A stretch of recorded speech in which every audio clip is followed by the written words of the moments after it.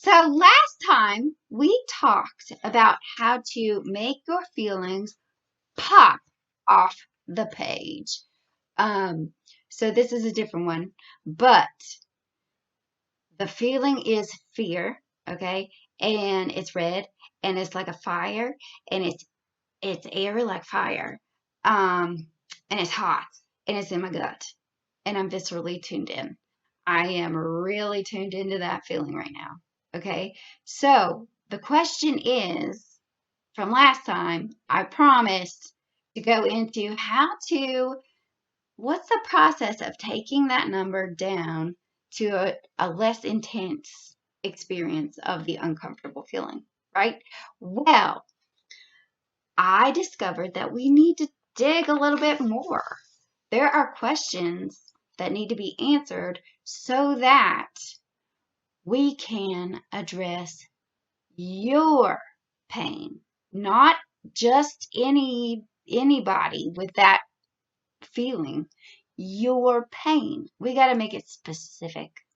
Okay. I'm Dana Hicks, a licensed clinical mental health counselor, and I have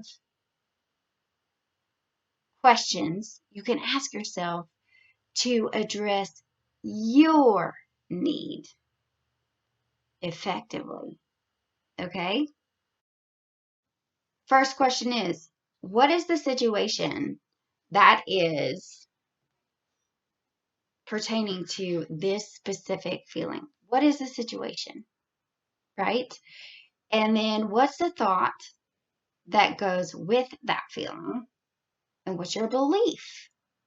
Your underlying belief. That belief is like a little bit more deeply rooted. Okay?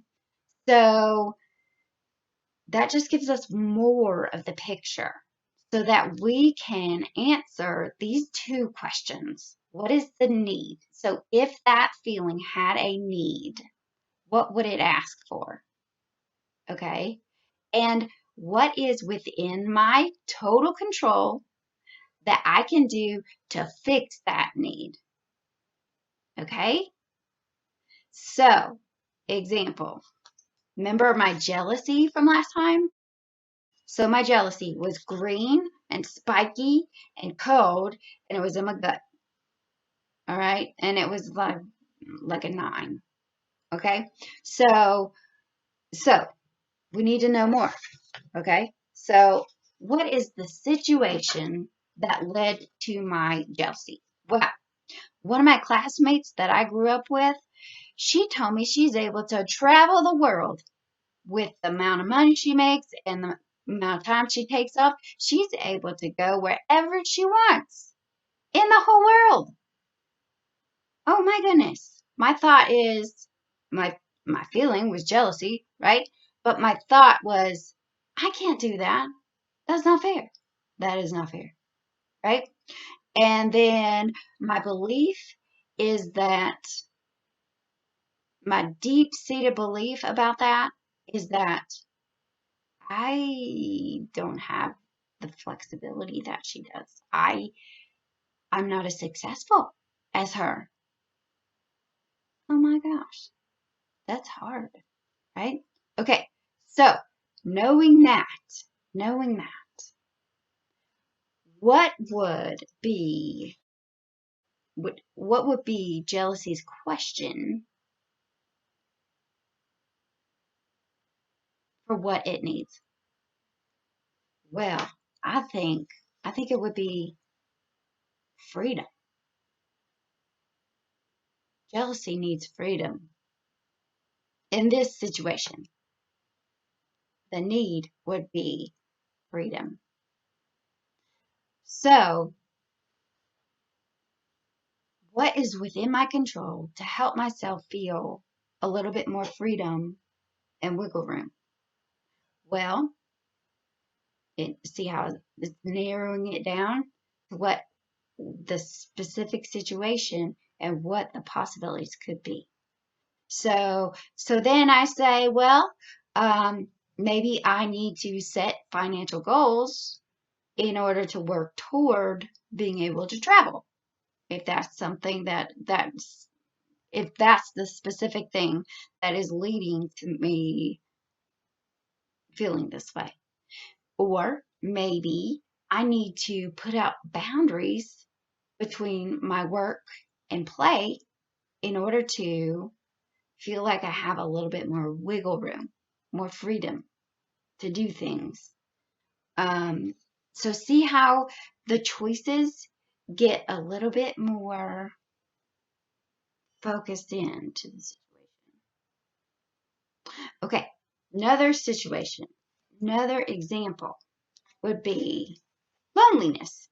Okay, so here's lonely. It's blue and it's a teardrop and it's cold. And the intensity, I think it's a 7 there. Okay, so we need to know more. Let's ask our questions. So the situation is that I had to go on a yoga training and I had to leave my family for a whole weekend to be over here at this training, right? Um, and I'm on lunch break, um, and I'm lonely, right? So feeling situation, right? Thought. The thought is I'm alone. I am missing out. I miss my family, right? And the belief might be I I have no control. I'm stuck. I'm stuck here alone. And I will always be alone.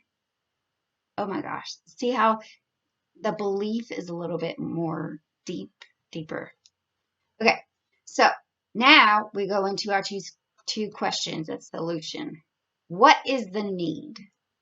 If my loneliness had a need, what would it ask for? Okay. So it would ask for connection, right? It wants to connect. So what is within my control that I can work toward connecting with another person? Well, I have a cell phone. I could call my family and talk to them.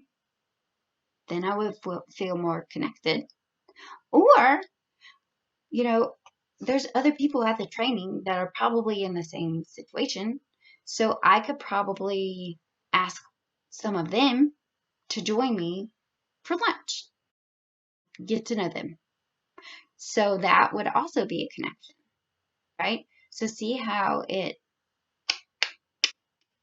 narrows your choices down on what to do based on the situation. Okay.